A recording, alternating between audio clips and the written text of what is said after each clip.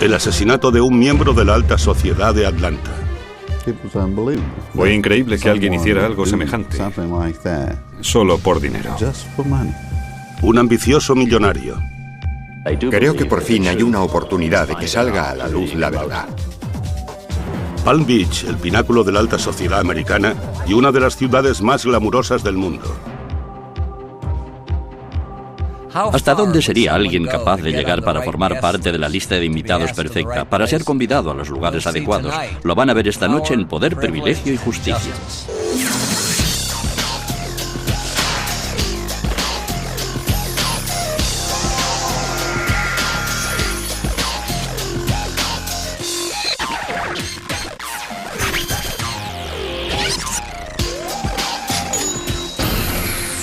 Matrimonio de inconveniencia. Viernes 16 de enero de 1987, 8:15 de la mañana. Una puerta de Slayton Drive, en el exclusivo barrio de Buckhead, estaba abierta. Dentro una mujer yacía muerta con una caja de flores a su lado. Se llamaba Lita Sullivan. El eco del asesinato de Lita Sullivan llegaría a todas las mansiones de Palm Beach desde Buckhead.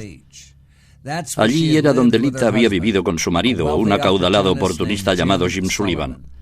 La ambición de Jim y su inestable matrimonio pasaron a ser el punto focal del misterio que rodeó su muerte. Lita y Jim Sullivan se casaron en una ceremonia íntima en diciembre de 1976. Formaban una impactante pareja. Para Jim la boda fue un mojón en un viaje que había comenzado 29 años antes en las peligrosas calles del famoso South Side de Boston. Jim había nacido con poco dinero, pero con mucha picardía y sobre todo encanto, una cualidad de la que haría buen uso. Jim Sullivan era capaz de meterse en el bolsillo a cualquiera. Poseía un falso acento de pijo de Boston y era muy solícito. Podía ser increíblemente encantador con la gente. También era ambicioso y despiadado. Creo que es uno de esos individuos que poseen un ego desenfrenado y en realidad no le importaba cómo afectaban sus actos a otras personas. Es un individuo muy presuntuoso. Supongo que un calificativo mejor sería arrogante. Es un individuo con una actitud arrogante. Jim Sullivan no pensaba quedarse eternamente en la zona sur de Boston. Su oportunidad de salir de allí llegó en 1973, de la mano de un pariente de Macon, Georgia. Su tío, Frank Binar, que poseía un negocio de distribución de licores en Macon, Georgia, le invitó a viajar al sur para que le ayudara a llevar el negocio. Frank no tenía hijos, era mayor, y Sullivan le visitó. El tío Frank quería contar con alguien que a la larga se hiciera cargo del negocio y que le cuidara en su vejez. Jim accedió a trasladarse al sur, pero solo con la condición de que el tío Frank, a su muerte, le cediera a él la empresa. Pero tras llevar solo un año en ese trabajo, las relaciones entre Jim y el tío Frank se volvieron tensas. Jim Sullivan insistía en que en el caso de que Frank Binar muriera, todo el negocio tenía que pasar a su propiedad. Y cosas de la vida o cosas de la muerte, Jim Sullivan iba a ser despedido justo antes del aniversario de su primer año. Frank Binar murió oportunamente aquella semana. El momento de la muerte de su tío no pudo haber sido mejor para Jim Sullivan.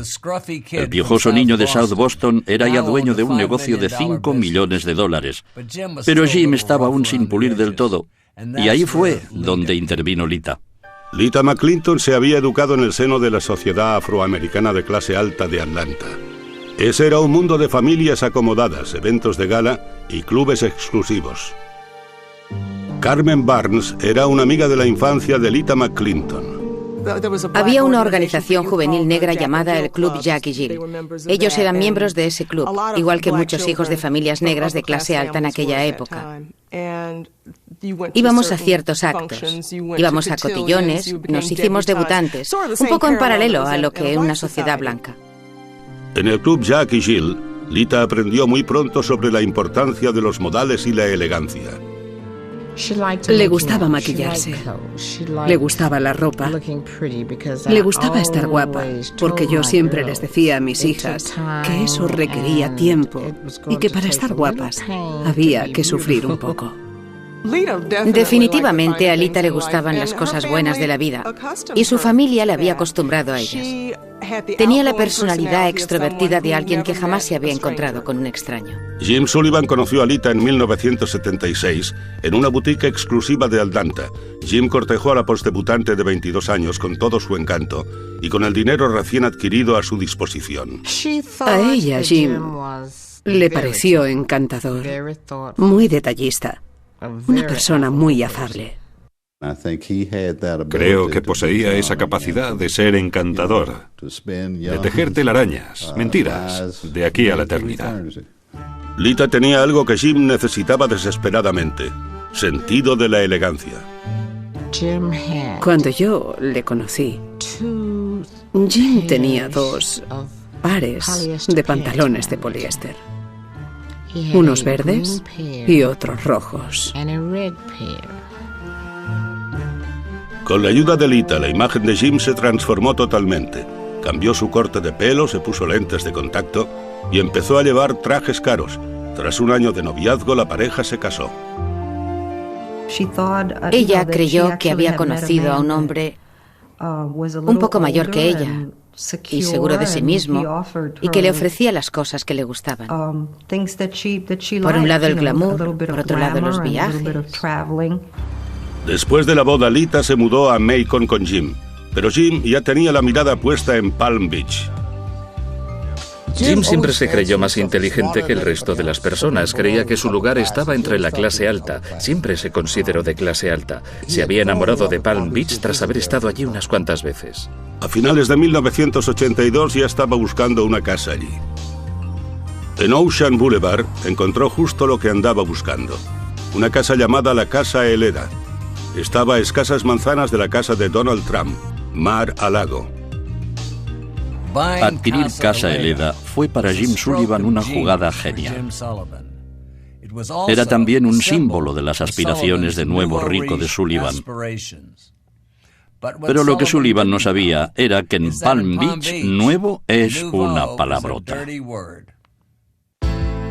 En el invierno de 1983, Jim Sullivan vendió por $5 millones el negocio de distribución de licores que había heredado de su tío. Él y su esposa Lita se trasladaron a una mansión clásica frente al océano en Palm Beach, llamada Casa Heleda. Hace más de un siglo que la clase alta americana se siente atraída por Palm Beach. Desde la llegada de los Vanderbilt, la ciudad ha hecho de satisfacer las necesidades de la élite acaudalada su principal objetivo. Para Jim Sullivan aquello era, a nivel social, todo lo lejos que se podía estar del sur de Boston. Cuando se mudó a la Casa Heleda creyó que había triunfado.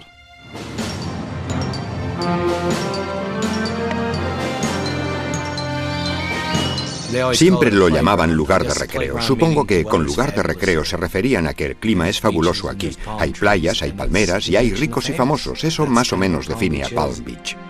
John Surebeck posee y regenta una de las galerías de arte más exclusivas de Palm Beach. Creo que supera a lo mejor de lo mejor. Cuando paseas por la calle, si quieres cruzar al otro lado, los coches se paran para dejarte pasar. Es el espíritu gentil vivo y en plena forma. No sé, yo me considero muy afortunado de formar parte de los que viven aquí. En restaurantes como Dempsey's, la gran afluencia no se produce el sábado por la noche, sino el jueves. La del jueves es la gran noche, es la noche en que libra el servicio y a los residentes no les apetece prepararse sus comidas. Por eso vienen aquí. Los jueves viene mucha gente. En Palm Beach, los fines de semana están reservados para las fiestas en el club. En ninguna ciudad de los Estados Unidos se celebran tantas fiestas como en Palm Beach. Y ninguna ciudad en los Estados Unidos posee tantos clubes privados. Hay muchas. En la ciudad hay clubes para ir a cenar. Está el Club Colette, está el Palm Beach Country Club, que es similar al Everglades Club, en el extremo norte de la isla. Hay gente que viene aquí porque en esta ciudad hay mucha vida social. Hay fiestas de etiqueta todas las noches y muchas veces 2 o 3. El objetivo de Bill Sullivan era formar parte de esta alta sociedad tan exclusiva. Él creía que reformando los 15.000 metros cuadrados de la enorme Casa Heleda, le granjearía el acceso a la lista más selecta de Palm Beach. No te perjudica ser una persona atractiva, joven y enérgica que vive en una mansión de 3 o 4 millones de dólares junto al océano. Desde luego, eso realza tu reputación y diría que era uno de los ingredientes que le iba a ayudar a moverse en esos círculos. Para el aspirante social de Palm Beach, hay solo 2 clubes que importan: el Everglades y el Bath and Tennis. A pesar de su casa y sus millones, Jim no era invitado a ninguno de esos clubes exclusivos. Iban a las fiestas del polo y cosas parecidas, pero él no era aceptado. Y le veía en restaurantes y le veía en fiestas. Esos son los lugares de reunión. No creo que fuera miembro de ninguno de los clubes de la ciudad. Yo no le vi allí. El problema era Lita. Jim descubre que ser un hombre blanco casado con una mujer negra no encaja en la escena social de Palm Beach. Recuerdo que Lita me contaba que cuando abría la puerta, la gente le decía: ¿está la señora de la casa? Nunca se les ocurría que ella podía ser la dueña de la casa y tenía que decirles: yo soy la señora de la casa. Pero vivir en Palm Beach era bastante duro para ella. Una vez le pregunté a Jim Sullivan por qué creyó que iba a salir airoso trayendo a una mujer afroamericana en los años 80 a una sociedad de clase alta de Palm Beach. Sullivan me dijo: orgullo desmesurado, sabía que podía salir airoso de todo. Jim era demasiado ingenuo para entender que en la sociedad de Palm Beach uno no puede ser aceptado de la noche a la mañana. Magnates con mucho más dinero que Jim habían fracasado. Pero tal como él lo veía, el problema era únicamente Lita. Jim, a causa de su personalidad, a causa de lo que es, llegado aquel momento decidió que su esposa no valía la pena. La escena social era mucho más importante. En la temporada social de 1984, a Jim se le veía salir por la ciudad solo. Era evidente que aceptaba invitaciones a fiestas en mansiones vecinas, recogidas de fondos a $1000 el cubierto y galas benéficas. También aceptaba otra clase de invitaciones. Ella empezó a encontrar largos cabellos rubios y su pelo no era rubio. En el lavabo, en la cama y en distintos lugares. Pero no eran solo las aventuras. Jim era también bastante cruel con Lita en otros aspectos. Creo que a veces Jim Sullivan llegaba incluso a decir a la gente que Lita trabajaba para él. Empezó a excluir a Lita de su vida. Sentía que deseaba convertirse en uno de los protagonistas importantes de Palm Beach. Le era infiel y la obligaba a ceñirse a un presupuesto tan increíblemente ajustado que ella tenía que pedirle dinero para ir a la peluquería. Era una vida a la que ella no estaba acostumbrada y se esforzó mucho para intentar que ese matrimonio funcionara. A pesar del comportamiento de Jim, Lita no estaba dispuesta a renunciar a su matrimonio, pero antes de prometerle cambiar de actitud, insistió en que Lita firmase un acuerdo postmatrimonial. Desesperada por salvar su matrimonio, ella lo firmó. Estoy seguro de que él sabía que el matrimonio se iba a acabar y la obligó a firmar un acuerdo según el cual recibiría solo $2500 al mes. Y ella firmó. Tras firmar el acuerdo, Lita llevó a Jim a un consejero matrimonial donde Jim juró acabar con sus flirteos. Llegó hasta a sellar la promesa por medio de un anillo con un diamante de $28,000. Quizá el diamante fuera para siempre, pero la promesa de Jim no duró ni un mes. Lita estaba en su casa y encontró una pieza de ropa interior que no era suya. Y decidió que aquella era la gota que había colmado el vaso. Hizo las maletas y regresó a Atlanta.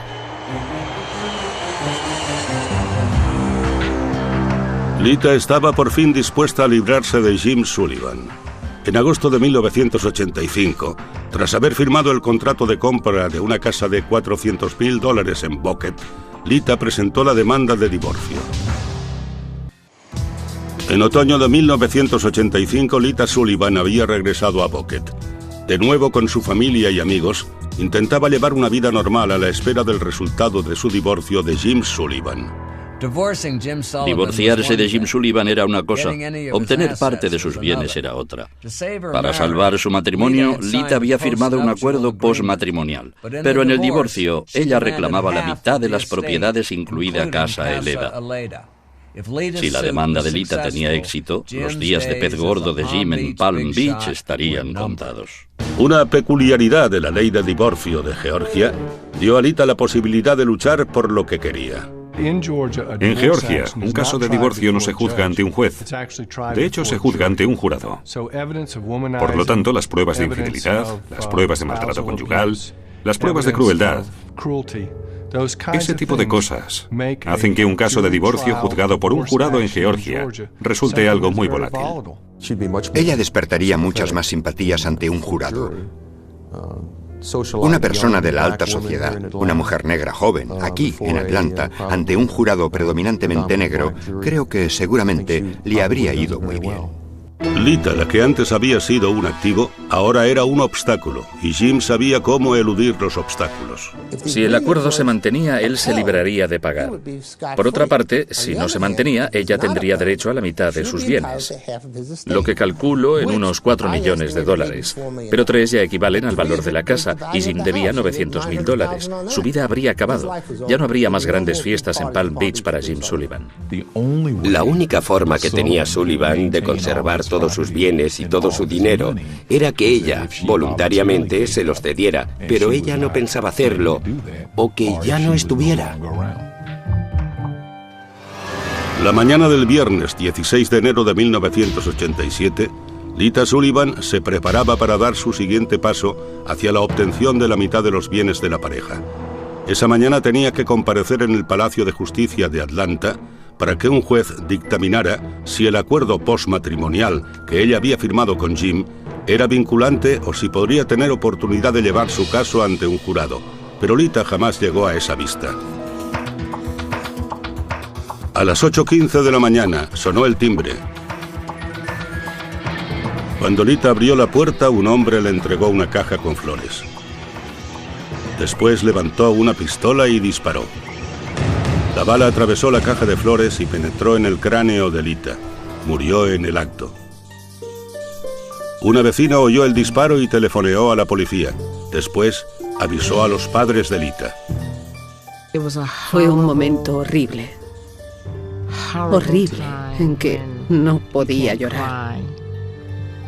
Y apenas podía respirar. Cuando Jim se enteró del asesinato de Lita, su reacción fue bien distinta. Llamó a su novia de aquel momento y los dos hicieron planes para ir a un restaurante muy elegante de Palm Beach aquella noche. En Atlanta, la policía registraba en Buckett la casa de su esposa muerta en busca de pistas. En el vestíbulo encontraron la caja de rosas de color rosa y una bala de 9 milímetros que no había dado en el blanco. La policía decidió mantener en secreto el calibre del arma. Tras documentar el escenario del crimen, la policía de Atlanta puso en marcha una investigación a gran escala. Obtuvieron la descripción del sospechoso gracias a una vecina. Vi a un hombre que salía corriendo de las residencias de coaches y estuvo a punto de toparse con mi coche. Yo me desvié un poco. La vecina describió a un hombre como de 1,80 m con el pelo ralo con la suficiente precisión como para que la policía elaborara un retrato robot. Otra vecina había visto a 3 hombres salir a toda velocidad del barrio en un coche pequeño blanco. La policía investigó después las floristerías de la zona para ver si alguien había comprado esas flores en las últimas horas. La investigación reveló que 2 individuos más habían ido a una floristería situada aproximadamente a 1 kilómetro del lugar de los hechos y habían adquirido flores esa mañana. Los investigadores también comprobaron que 3 hombres que conducían un coche japonés pequeño blanco se habían registrado en un hotel cercano de la cadena Howard Johnson's pocos días antes del crimen. Todos ellos bajo nombres que resultaron ser falsos. El registro de llamadas del hotel reveló que los hombres hicieron 3 llamadas a la mansión de Jim Sullivan en Palm Beach. Además, un fotógrafo local aportó otra pista. A petición de Jim Sullivan, George Pearl tenía previsto grabar en vídeo el contenido de la casa de Lita como prueba para la vista del divorcio, pero el día antes del crimen, los abogados de Sullivan cancelaron de repente el reportaje. Cuando les llamé pregunté, ¿cómo es que ya no vamos a realizar la filmación que él necesita para su caso? No lo sé, sencillamente no quiere hacerla, la ha anulado. La policía de Atlanta tenía la seguridad de que Jim Sullivan estaba implicado de algún modo en el asesinato de Lita, pero en Palm Beach, Jim tenía una teoría distinta que compartía con todo aquel que le preguntaba. Jim profería toda clase de acusaciones y decía que él no era el responsable, que no era culpable, que era imposible, que no tenía ningún motivo para hacer eso, que ni siquiera estaba cerca. Se dedicó a intentar calumniar a Lita diciendo que era posible que fuera drogadicta y que quizá fue un asesinato relacionado con la droga. Carol Wright es periodista en Palm Beach desde 1983. Insinuaba que Lita estaba metida en la droga. Jamás hubo prueba alguna que lo corroborase, pero creo que mucha gente se lo tragó, que se lo creyó y creyó que él era inocente, que no estuvo involucrado en el crimen. Y lo recuerdo especialmente porque estábamos en Palm Beach y Atlanta era otro estado, otra ciudad. El lunes 18 de enero, investigadores de Atlanta fueron de visita a Palm Beach, interrogaron a Jim Sullivan y pidieron, bajo orden judicial, su registro de llamadas telefónicas. Una llamada en particular captó su atención. Era una llamada a cobro revertido realizada desde una cabina de un área de descanso, a 40 minutos en coche del escenario del crimen de Buckhead. Una llamada hecha 40 minutos después del crimen. Cuando abandonaban Atlanta, uno de ellos cogió el teléfono y llamó a Sullivan. Suponemos que tenían una señal acordada de antemano. Él dio esa señal, o la palabra, que le debía indicar que el asesinato había tenido lugar. Pero la policía aún no tenía pruebas directas que vincularan a Sullivan con el crimen, hasta que en febrero los investigadores tuvieron un golpe de suerte. En una llamada intervenida que hizo Jim Sullivan a un viejo amigo de Macon, Jim decía que sabía que a Lita la habían matado con una pistola de 9 milímetros. Es lo que llaman una pistola automática de 9 milímetros. Ajá. Al parecer, tiene 9 casquillos o cartuchos, como se llaman, balas, en lugar de lo normal, que son 5 o 6. Este es el tipo de cosas que esperan los investigadores. Mantuvieron en secreto la información sobre el calibre del arma homicida solo por esta razón: que el asesino la describiera y de ese modo se delatara. Y naturalmente la persona que describió el calibre no era otra que Jim Sullivan. Pero las nuevas pruebas no garantizaban de ningún modo que Sullivan tuviera que enfrentarse pronto a la justicia. Un hombre con su astucia y su dinero no se rendiría sin dar guerra. En abril de 1987, 4 meses después del asesinato de Lita Sullivan, en esos 4 meses los investigadores habían recabado pruebas circunstanciales en abundancia y todas señalaban a Jim Sullivan. Sullivan tenía un buen móvil. Sin su mansión o su dinero en Palm Beach estaría acabado. Pero el caso contra él no era en modo alguno irrefutable.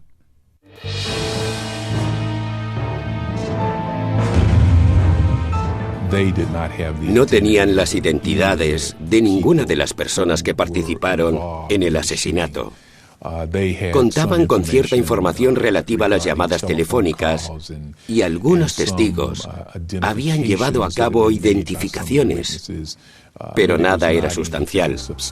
Es decir, que sencillamente no había pruebas suficientes. A falta de más pruebas directas, una identificación concluyente de los asesinos o pruebas de que Jim pagó por el crimen, el fiscal del distrito consideraba que las acusaciones no se sostendrían en un tribunal y decidió no presentar cargos. De momento, el misterio sobre quién había matado a Lita Sullivan continuaría oficialmente sin resolución. Cuando el fiscal del distrito no presentó cargos, me pareció increíble. Me sentí muy disgustada. Pensé: caray, el dinero te puede conseguir muchas cosas. Jim Sullivan continuó su implacable ascenso social en Palm Beach. Solo 8 meses después del asesinato de Lita, Jim volvió a casarse. Se enamoró de una mujer llamada Saki Hayukani, y eso le supuso una gran ventaja. Era exótica, asiática.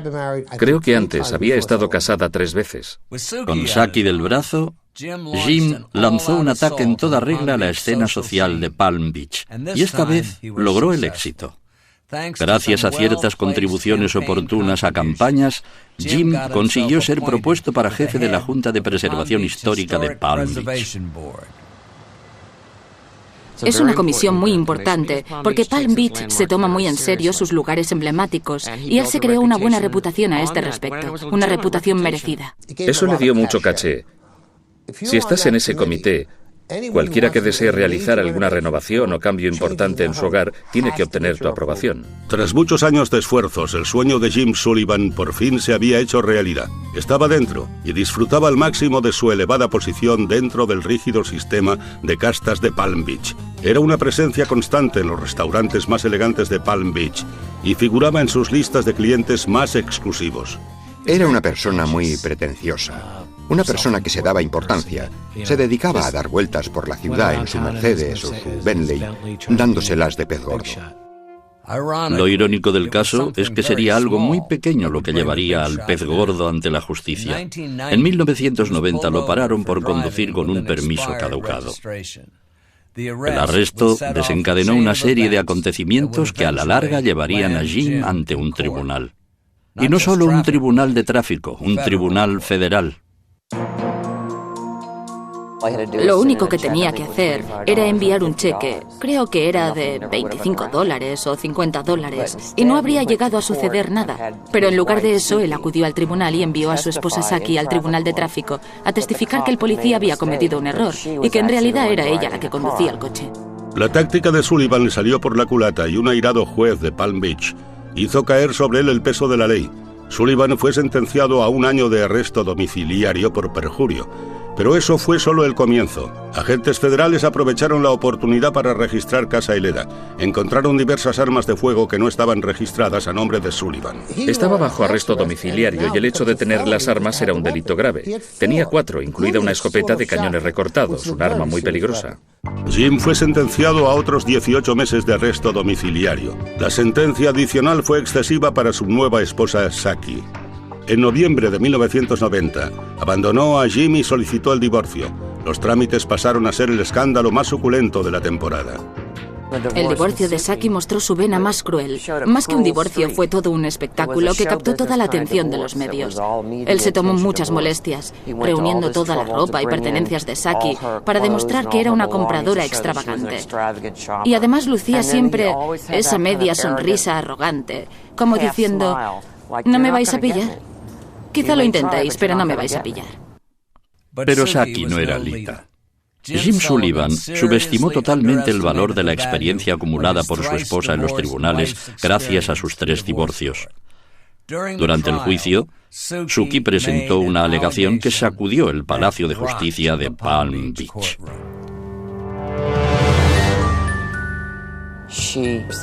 Dijo que aquella noche, tras regresar del tribunal de tráfico, él le explicó por qué le hizo testificar que era ella quien conducía el coche. Era porque temía que descubrieran, primero, que conducía con un permiso de Florida anulado, ya que había recibido varias multas por exceso de velocidad. Y eso llevó después a todo lo demás. Le confesó que había contratado a un asesino a sueldo. El impactante testimonio de Saki en el juzgado de divorcios fue exactamente lo que los fiscales federales de Atlanta estaban esperando. En enero de 1992, agentes federales arrestaron a Jim Sullivan en Palm Beach y lo trasladaron a Atlanta. Puede que Jim fuera demasiado tacaño para pagar una multa de tráfico, pero no reparó en gastos a la hora de intentar evitar su ingreso en una prisión federal. A ese fin contrató a un equipo de destacados abogados, incluido Don Samuel. Fue trasladado de Florida a Atlanta e ingresó en la prisión federal de Atlanta y yo le conocí allí. Aquellas fueron obviamente extrañas reuniones. El señor Sullivan, que había pasado de una mansión de $3 millones a una celda en la penitenciaría federal de Atlanta, estaba tremendamente angustiado, pero declaraba categóricamente su inocencia en todo momento.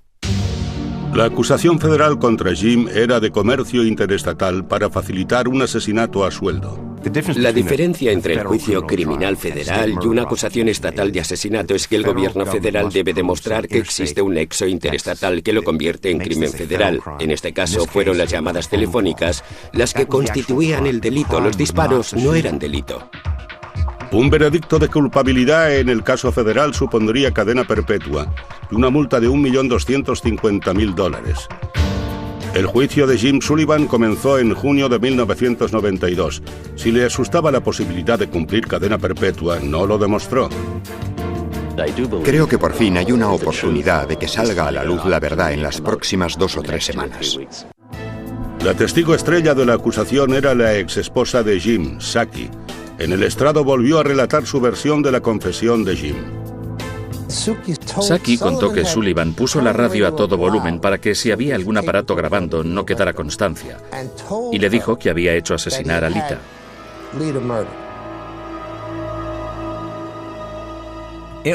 Fue una impactante acusación. Si el jurado creía el testimonio de Saki, Jim Sullivan se enfrentaba a un drástico cambio en su estilo de vida. Pero en los Estados Unidos hay 2 justicias. Una para los muy ricos y otra para todos los demás. Y los costosos abogados de Jim supieron sacar partido a su dinero, se ensañaron con el testimonio de Saki, revelando ciertos aspectos desagradables de su pasado. Saki había tenido un pasado algo sórdido y ellos trataron de explotar eso. Por ejemplo, la llamaron cazafortunas, alegando que por eso estaba con él. Nuestra postura en el juicio fue que el testimonio de Saki contra Jim Sullivan estaba motivado por intereses económicos, que ella creía que si Jim Sullivan era encarcelado, ella podría obtener más dinero de él en las negociaciones del divorcio. Con la credibilidad de Saki como testigo en tela de juicio, los fiscales del gobierno depositaron su fe en el registro de llamadas que relacionó a Jim con los 3 hombres misteriosos. Pero había un problema. Lo que el gobierno no pudo hacer, y eso era vital, fue demostrar el contenido de las llamadas telefónicas. Y en un caso federal la pregunta no era ¿organizó Jim Sullivan el asesinato de su esposa?, sino ¿estaban esas llamadas telefónicas relacionadas con el asesinato? Eso era lo que lo convertía en un crimen federal. Dado que el gobierno no pudo demostrar el contenido de las llamadas, el potente equipo de la defensa de Jim solicitó al juez Marvin Shoup que desestimara el caso. La suerte de Jim Sullivan pendía de un hilo.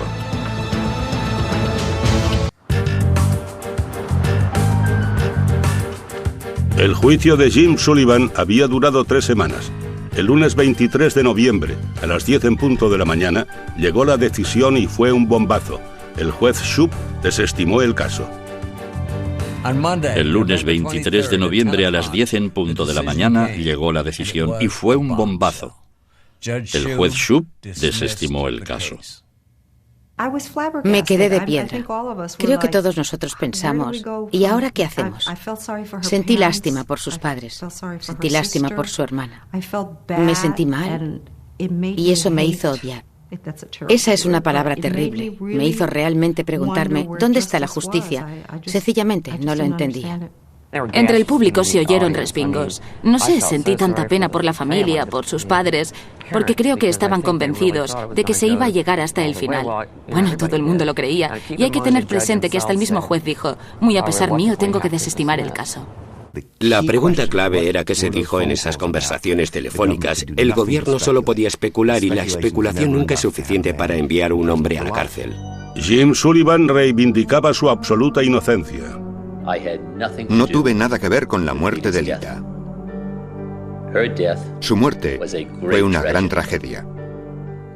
Y gracias a Dios y a mis abogados, este calvario ha terminado. Pero el calvario de Jim estaba lejos de haberse acabado. Cuando regresó a Palm Beach, enseguida descubrió que la ciudad era mucho menos comprensiva que el juez federal. Ya no era bienvenido allí. Incluso durante un tiempo después del asesinato y antes del enjuiciamiento, tuvo muchos partidarios en la ciudad que decían que la gente era demasiado dura con él. Sobre todo los periódicos. Decían, ¿por qué son tan duros con él? Es una buena persona, está en la Comisión de Monumentos Emblemáticos. Para cuando se llevó a cabo el juicio en Atlanta, renunció. Se le pidió que renunciara. Se le condenó prácticamente al ostracismo. La gente, tanto si se lo decía a la cara como si no, no le quería en los mismos círculos en los que estuvo antes. La época de Jim en Palm Beach había terminado. Se marchó en cuanto el caso de Atlanta hubo concluido. Puso la casa en venta, la vendió bastante deprisa y se fue.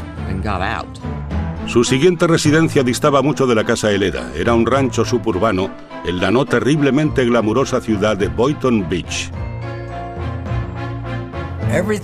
Todo aquello por lo que Jim había trabajado y quizá incluso matado se le escapaba. Había perdido su hogar y su codiciado puesto en la Junta de Preservación. Lo único que le quedaba era su dinero, e incluso eso se vería pronto atacado. En 1994 los McClinton presentaron una querella civil contra Jim Sullivan en Florida. La acusación era imprudencia con resultado de muerte. Era la segunda mejor opción que tuvimos que seguir. Un juicio civil. Si no podíamos atraparle de una forma, intentaríamos hacerlo de otra. La motivación que tuvieron el señor y la señora McClinton para decantarse por ese litigio nunca fue la de obtener los bienes de Jim Sullivan. Querían que a Jim Sullivan se le declarara responsable. Pero Jim era un objetivo más difícil que nunca. Antes del juicio, Jim tenía excelentes abogados, pero justo 2 días antes del inicio del proceso los despidió. Dijo al tribunal que estaba arruinado y que se representaría a sí mismo. Creo que la estrategia del señor Sullivan era que si se enfrentaba en un juicio a 2 abogados, el jurado podía apiadarse de él y quizá concederle el beneficio de la duda. Y lo único que podía perder en un juicio civil era dinero. Y solo porque se esté viviendo un divorcio, el simple hecho de que me estuviera divorciando de Saki o de Lita no significaba que quedaran anulados los sentimientos que me inspiraba una mujer con la que había estado casado, solo y únicamente porque la amaba. Ella se estaba divorciando de mí porque nos habíamos distanciado y teníamos problemas. Pero eso no anulaba los sentimientos. Para los McClinton, la parte más difícil del juicio fue su momento en el estrado de los testigos. Fue horrible ser interrogado por el asesino de mi hija. No creo que nadie puede imaginar lo que es eso. Estar allí sabiendo lo que ha hecho. Esta vez el sistema no los defraudó, al menos no al principio. En febrero de 1994, el jurado de Florida otorgó $4 millones por daños y perjuicios a los McClinton. Sentí alivio. Era una vindicación. Pero su satisfacción fue breve. Jim presentó apelación al Tribunal Supremo contra la decisión y fue rechazada en base a un tecnicismo. Según el sistema de justicia criminal, el Estado tiene la vida de una persona para juzgar un asesinato. No existe estatuto de limitaciones. Según el sistema de justicia civil, la persona que ha sido víctima o su familia tienen un periodo de tiempo de 2 años. El tema clave en la apelación era el estatuto de limitaciones. O sea que, a pesar de las pruebas contra él, las llamadas telefónicas desde Atlanta, su conocimiento del arma y el móvil, Jim Sullivan siguió siendo un hombre libre. Jim Sullivan parecía tener más vidas que un gato, pero la justicia no había acabado aún con él. En enero de 1998, el caso Sullivan apareció en el programa Magazine de alcance nacional Extra.